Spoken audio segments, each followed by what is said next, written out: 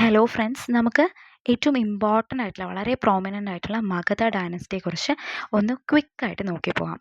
Rise of Magadha. Magadha 6 മുതൽ 4 century കാലഘട്ടത്തിൽ വളരെ ഇമ്പോർട്ടൻ്റ് ആയിട്ടുള്ള പ്രോമിനൻ്റ് ആയിട്ടുള്ള ഒരു മഹാജനപദയായിരുന്നു. മെയിൻസിന് വന്നിട്ടുള്ള ഒരു ക്വസ്റ്റൻ ആയിരുന്നു, explain the role of geographical factors towards development of ancient India.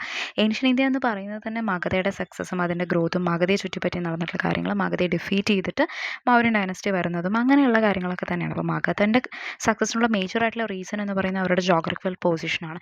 Rich ആയിട്ടുള്ള അയണോസ് ഉള്ള രാജ്ഗിർ തന്നെയായിരുന്നു അതിൻ്റെ മെയിൻ ആയിട്ടുള്ള ക്യാപിറ്റൽ എന്ന് പറയുന്നത്. അതുപോലെ പാട്ലിപുത്ര ആണെങ്കിലും മഗധയിൽ തന്നെയായിരുന്നു. ലേറ്റർ ഈ പറയുന്ന മഗധ ക്യാപിറ്റൽ പാട്ലിപുത്രയ്ക്ക് ഷിഫ്റ്റ് ചെയ്തിട്ടുണ്ടായിരുന്നു. Pataliputra was surrounded by Ganga, Gandak, Son, Ghaghra river. അങ്ങനെ വളരെ ഹൈലി ഡൈവേഴ്സ് ആയിട്ടുള്ള റിസോഴ്സസ് ഉള്ള വളരെയധികം ഫെർട്ടൈൽ ആയിട്ടുള്ള, അതുപോലെ തന്നെ വുഡ്ലാൻഡ്സും ഒരുപാടധികം എലിഫൻസും എല്ലാം ഉള്ള ഒരു പ്ലേസ് ആയിരുന്നു മഗധ എന്ന് പറയുന്നത്. മഗധയാണ് ആദ്യമായിട്ട് യുദ്ധങ്ങളിൽ ആനയെ യൂസ് ചെയ്തത്. എലിഫൻസിനെ വാർഫീൽഡ്സിൽ യൂസ് ചെയ്തിട്ടുള്ള ആദ്യത്തെ രാജാക്കന്മാർ ഇവരായിരുന്നു.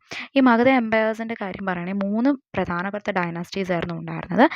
Haryanka dynasty, Shishunaga dynasty and Nanda dynasty.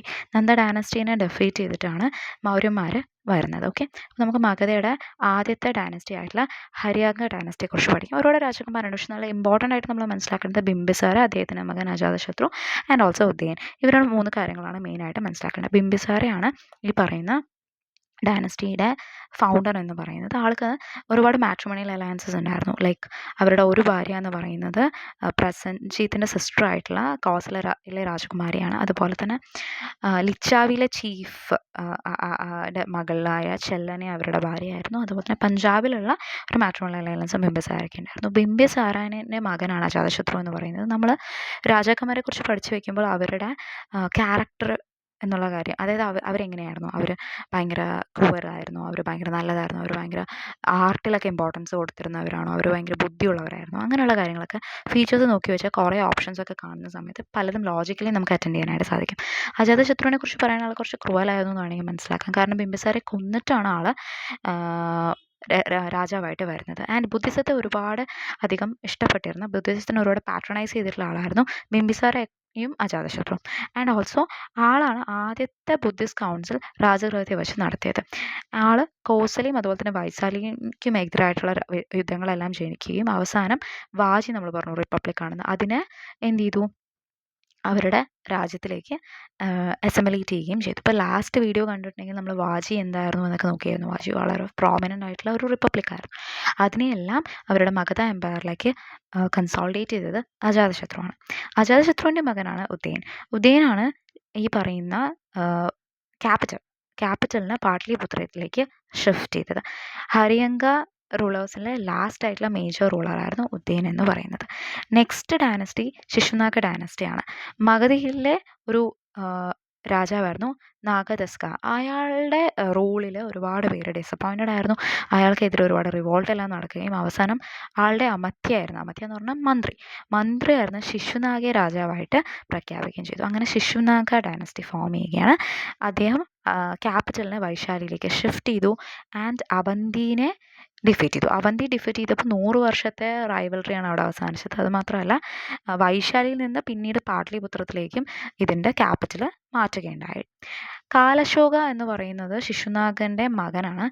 ആളുടെ ഒരു ഇമ്പോർട്ടൻസ് നോക്കുകയാണെങ്കിൽ സെക്കൻഡ് ബുദ്ധിസ്റ്റ് കൗൺസിൽ വൈശാലിയിൽ കണ്ടക്ട് ചെയ്തത് മൂപ്പരാണ്. ഇനി അവസാനത്തെ ഡൈനസ്റ്റി ആയിട്ടുള്ള നന്ദ ഡൈനസ്റ്റിയെ കുറിച്ച് പറയുകയാണെങ്കിൽ ഇതാണ് ആദ്യത്തെ നോൺ ക്ഷത്രിയ ഡൈനസ്റ്റി എന്ന് പറയുന്നത്. ആദ്യത്തെ നോൺ ക്ഷത്രിയ മഹാപത്മനന്ദിയും അതുപോലെ തന്നെ ധനാനന്ദയാണ് ഇതിൽ മെയിൻ ആയിട്ടുള്ള റൂളേഴ്സ് എന്ന് പറയുന്നത്. അതിൽ അവരെക്കുറിച്ച് നോക്കുകയാണെങ്കിൽ വളരെയധികം ലാർജ് ആയിട്ടുള്ള ആർമി ഉണ്ട് എന്ന് മനസ്സിലാക്കാനായിട്ട് സാധിക്കും. ഒരു നോൺ ക്ഷത്രിയ ആയിട്ടുള്ള ക്ലാനാണ്. അതുപോലെ തന്നെ ഏകഭാരത്, അതായത് സോൾ സോവറൈൻ ആയിരുന്നു. എൻറ്റയർ ആയിട്ടുള്ള എല്ലാ റൂളിംഗ് പ്രിൻസസിനെയും ഡിഫീറ്റ് ചെയ്തിട്ട് ഒരു ഏകഭാരതം ഉണ്ടാക്കിയിട്ടുള്ള ഒരാളായിരുന്നു. അതുമാത്രമല്ല കലിംഗയും കൂടി മഗധയിലേക്ക് ഇൻകോപ്പറേറ്റ് ചെയ്ത ഒരു വ്യക്തിയായിരുന്നു ഈ പറയുന്ന മഹാപത്മനന്ദ. ധനാനന്ദയെ കുറിച്ച് പറയുകയാണെങ്കിൽ നന്ദ ഡൈനസ്റ്റിയിലെ അവസാനത്തെ ഇമ്പോർട്ടൻ്റ് ആയിട്ടുള്ള രാജാവായിരുന്നു ധനാനന്ദ. ആൾക്ക് വളരെയധികം വലിയൊരു ആർമി ഉണ്ടായിരുന്നു. അതുപോലെ തന്നെ അലക്സാണ്ടർ ഇദ്ദേഹത്തിൻ്റെ കാലഘട്ടത്തിലാണ് പഞ്ചാബ് അറ്റാക്ക് ചെയ്തത് എന്ന് മനസ്സിലാക്കാനായിട്ട് സാധിക്കുന്നുണ്ട്. ഇദ്ദേഹത്തെ ഡിഫീറ്റ് ചെയ്തിട്ടാണ് അവസാനം ചന്ദ്രഗുപ്ത മൗര്യയും ചാണക്യയും കൂടി നമ്മുടെ ഗുപ്ത ഡൈനസ്റ്റിയുടെ starting. Okay, like Maurya dynasty. Maurya dynasty വന്നത് എന്നുള്ള ഗുപ്തയുടെ രാജഭരണം അല്ല, മൗര്യ ഡൈനസ്റ്റി എന്ന് പറയുന്നൊരു സാധനം വന്നത് എന്നുള്ളതാണ് ഗോൾഡൻ ഏജ് എന്നൊക്കെ പറയും, ഏൻഷ്യൻ ഇന്ത്യയിലെ ഏറ്റവും ഗോൾഡൻ പീരീഡ്. അപ്പം ധനാനന്ദയിൽ ഓടെ നമ്മുടെ അവസാനം നമ്മുടെ മഗധ എംപയർ അവസാനിക്കുകയാണ്. അപ്പോൾ Haryanka dynasty, Shishunaga dynasty, Nanda dynasty, ഇത് മൂന്നെണ്ണമാണ് നമ്മൾ മനസ്സിലാക്കേണ്ടത്. അതിൽ മേജറായിട്ടുള്ള രാജാവിൻ്റെ കാര്യങ്ങളെല്ലാം മനസ്സിലാക്കുക. അതുപോലെ തന്നെ ക്ഷത്രിയ കിങ്സ് എല്ലാം തന്നെ ബുദ്ധിസത്തിന് അവരുടെ പാട്രണേജസ് കൊടുത്തതെന്നും വളരെയധികം ഇമ്പോർട്ടൻ്റ് ആയിട്ടുള്ള ഒരു ഇമ്പീരിയലിസം ആയിരുന്നു മഗധയിൽ ഉണ്ടായിരുന്നത് എന്നും നമ്മൾ മനസ്സിലാക്കാനായിട്ട് സാധിക്കാം. ഓക്കെ.